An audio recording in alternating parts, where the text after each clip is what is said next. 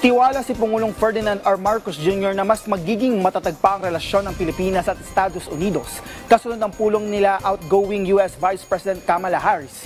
Si Kenneth Pasyente sa detalye. Kumpiyansa si Pangulong Ferdinand R. Marcos Jr. na mas mapatatatag pa ang alyansa sa pagitan ng Pilipinas at Estados Unidos kahit pa magbago ang liderato nito.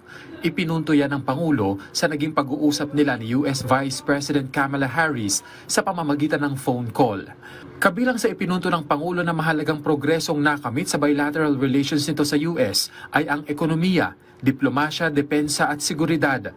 Mahalagaan niyang pundasyon ito kaya naniniwala ang Chief Executive na mapapalago pa ito sa pamamagitan ng pagpapalakas ng ugnayan ng dalawang bansa na magreresulta sa pagtataguyod sa magkaparehong prinsipyo nito, lalo na sa usapin ng international law. Binigyang diin naman ni Harris ang kahalagahan ng patuloy na suporta ng US sa Pilipinas, lalo na sa patuloy na agresyon ng China sa West Philippine Sea. Inalala rin nito ang kanyang pagbisita sa Pilipinas na nagpatibay anya ng determinasyon ng US na suportahan ang bansa sa aspeto ng seguridad at kasaganaan.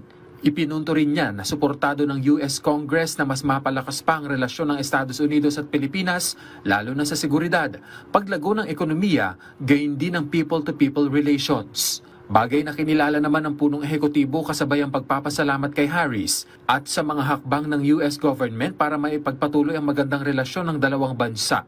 Binigyang diin din niya ang naging papel ng Amerika para baguhin ang sitwasyon, hindi lamang sa South China Sea, kundi pati na sa Indo-Pacific region.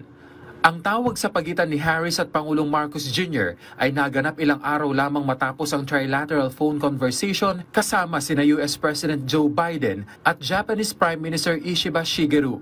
Bagay na ayon kay Harris ay mahalaga dahil sa pamamagitan anya ng trilateral cooperation sa pagitan ng Pilipinas, US at Japan ay mas mapapalalim pa ang economic cooperation at mas mapagtitibay ang supply chain maging ang seguridad sa rehiyon.